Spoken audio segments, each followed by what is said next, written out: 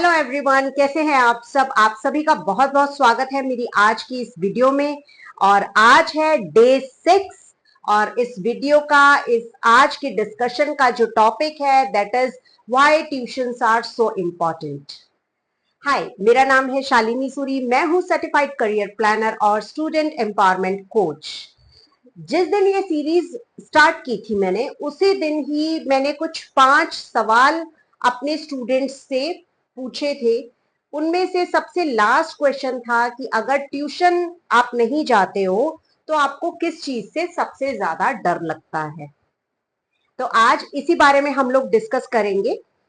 अगर आप किसी भी ट्यूशन जाते हो, ज्यादातर घर का क्या माहौल होता है कि बच्चा स्कूल से आया, हाय बेटा आ गया, और अब फटाफट से बेटे आधे घंटे में खाना खाओ और ट्यूशन का टाइम होने वाला है। एम आई राइट? यही माहौल रहता है सभी घरों का। तो अगर ऐसा ही रहता है तो ये वीडियो आपके लिए बहुत इंपॉर्टेंट होने वाली है। सबसे जो बड़ी बात है कि कुछ पेरेंट्स जो हैं वो ट्यूशन सिर्फ अपने बच्चे को इसलिए भेजते हैं कि 2 घंटे पढ़ाएगा और चलो अपना होमवर्क कराएगा। लेकिन यहाँ आप गलत हैं। अगर आपको सिर्फ बच्चे को होमवर्क कराने के लिए ही ट्यूशन भेजना है तो मुझे ऐसा लगता है कि इट इज वर्थलेस, क्योंकि वो काम तो वो घर पे भी कर सकता है और इससे जो है उसकी जो सेल्फ स्टडी की हैबिट है वो आप कभी भी क्रिएट नहीं कर पाएंगे। तो अगर हमें अपने बच्चे को ट्यूशन भेजना है तो हमें 3 चीजों का ध्यान रखना बहुत जरूरी है। और अपने आप से और अपने बच्चे से भी आप ये क्वेरीज कर सकते हैं कि सबसे पहला जो है हम किस तरीके से ये फिल्टर करेंगे कि उसको ट्यूशन की जरूरत है भी सही या नहीं है। सबसे पहली चीज इज स्ट्रगल। हमें देखना है कि हमारा बच्चा किस चीज में स्ट्रगल कर रहा है। क्या उसको जो है टॉपिक कोई भी समझ नहीं आता है, क्या उसको मैथ समझ नहीं आ रहा, या उसको साइंस समझ नहीं आ रहा है, या फिर हो सकता है उसको समझ में आता हो लेकिन वो उसको आगे क्वेश्चंस नहीं बना पाता, उसमें से वो याद नहीं कर पाता, उसको चीजें याद नहीं रहती। तीसरी बात ये कि ये भी हो सकता है उसको कॉन्सेप्ट भी क्लियर है, सारा कुछ समझ में भी आ रहा है, याद भी हो रहा है, लेकिन लेकिन उस वो किसी भी चीज की अकाउंटेबिलिटी लेने से डरता है। उसको लगता है कि ठीक है मुझे सब आता है, लास्ट मिनट में एक होता है ना, कुछ बच्चे होते हैं लास्ट मिनट में पढ़ने वाले बच्चे।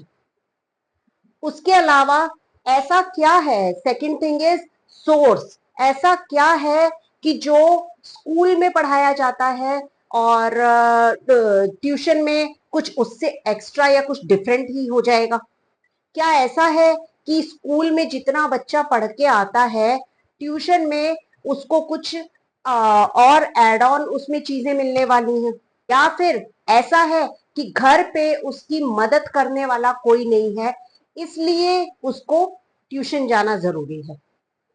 उसके अलावा जो तीसरी बात है दैट इज सस्टेनेबिलिटी। आपको ये भी आप को देखना होगा कि 2 या 3 महीने लगातार अगर वो किसी पर्टिकुलर ट्यूशन पे जा रहा है, कहीं पे जा रहा है, तो क्या जो है अगर 1 दिन के लिए 2 दिन के लिए अगर वो नहीं जाता है तो क्या वो उस दिन पढ़ाई नहीं करता। या फिर अगर आपने 3 4 5 ट्यूशंस अगर आपने लगा रखी हैं, उसका पूरा टाइम वहीं पे जा रहा है लेकिन उसके मार्क्स नहीं आ रहे, तो अगर ये सारी चीजें हैं तो आपको सोचना होगा, आपको सोचने की जरूरत है।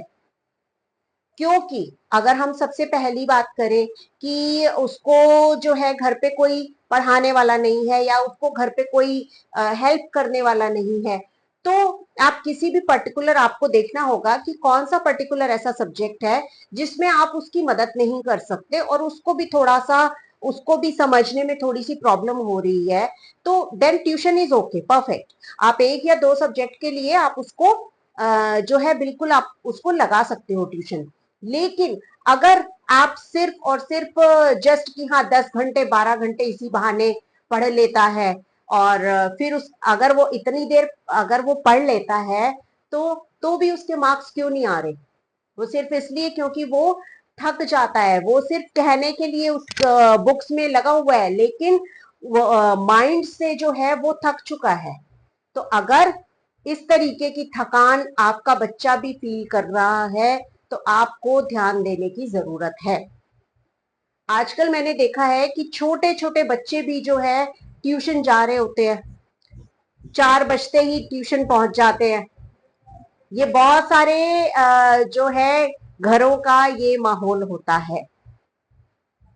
लेकिन जब हम बच्चे को खुद से टीच कर सकते हैं, अवेलेबल है, अगर कोई घर में एजुकेटेड कोई बड़ा अगर अवेलेबल है और छोटी छोटी चीजें बच्चों को जो है टीच कर सकता है, और बुक रीडिंग करवा सकता है, या मान लीजिए कोई टॉपिक है उसको समझा सकता है, या सुन सकता है, या टेस्ट ले सकता है, तो मुझे ऐसा लगता है कि बच्चों को जो है ट्यूशन नहीं भेजना चाहिए।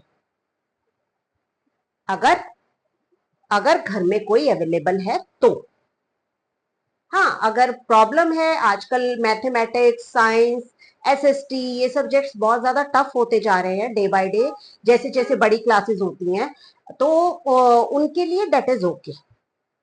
लेकिन छोटे बच्चों को जो है अवॉइड करें ट्यूशन या कोचिंग भेजने से, ताकि वो सेल्फ स्टडी करना सीख सके। और यही चीज जो है आप बड़े बच्चों के साथ भी आप कर सकते हैं। अगर बच्चा कोई एक सब्जेक्ट मान लीजिए अगर वो ट्यूशन से पढ़ के आया है तो वो कुछ एक्स्ट्रा कुछ नया सीख के आया है, ठीक है। और अगर ऐसा नहीं है तो फिर तो बेकार है। तो अपना जितना भी होमवर्क है स्कूल से, अगर उसको जो भी उसको काम करने को मिला है वो काम तो वो रात को भी कर सकता है, ठीक है। तो सिर्फ होमवर्क कराने के लिए, सिर्फ जस्ट हाँ बच्चा बहुत पढ़ाई कर रहा है, या फिर लोगों की बातों में आके हाँ जी ट्यूशन लगाने से ही तो बच्चा आगे बढ़ पाएगा, अगर ऐसी बातें हैं तो आप प्लीज ये स्टेप बिल्कुल मत उठाइए। ध्यान रखिए, सबसे पहले अगर आप कोई ट्यूशन उसको ज्वाइन कराना चाहते हैं तो कुछ सवाल जो अभी हमने डिस्कस किए वो आप उससे अपने आप से पूछिए, अपने बच्चे से पूछिए, और तभी कोई डिसीजन लीजिए। तो इस तरीके से मतलब it's totally up to you. तो ऐसा करके जो है हम अपने बच्चों का जो मेंटल टायर्डनेस है उसको हम कम कर सकते हैं। उनको टाइम की भी जरूरत है, उनको पढ़ाई के साथ साथ जो है उनको अपने लिए रिलैक्स होने के लिए टाइम की भी जरूरत है। तो इस चीज का ध्यान हमें ही रखना होगा। तो फिर मिलती हूं मैं नेक्स्ट वीडियो के साथ डे 7 में, और आगे हम करने वाले हैं नई स्टडी टिप्स। उसके अलावा जो है एग्जाम्स की स्ट्रेस से कैसे हम बच सकते हैं, हम ये सब डिस्कस करेंगे। और अगर आप और भी ज्यादा 1-to-1 सेशन से अगर आप जो है मुझसे बात करना चाहते हैं, अगर आप अपना अकेडमिक पोटेंशियल देखना चाहते हैं, तो भी आप मुझे कनेक्ट कर सकते हैं, आप मेरी वेबसाइट पे विजिट कर सकते हैं। फिर मिलती हूँ कल डे 7 में, सॉर्टेड नॉट स्ट्रेस। तब तक के लिए एंजॉय कीजिए लाइफ और हमेशा खुश रहिए।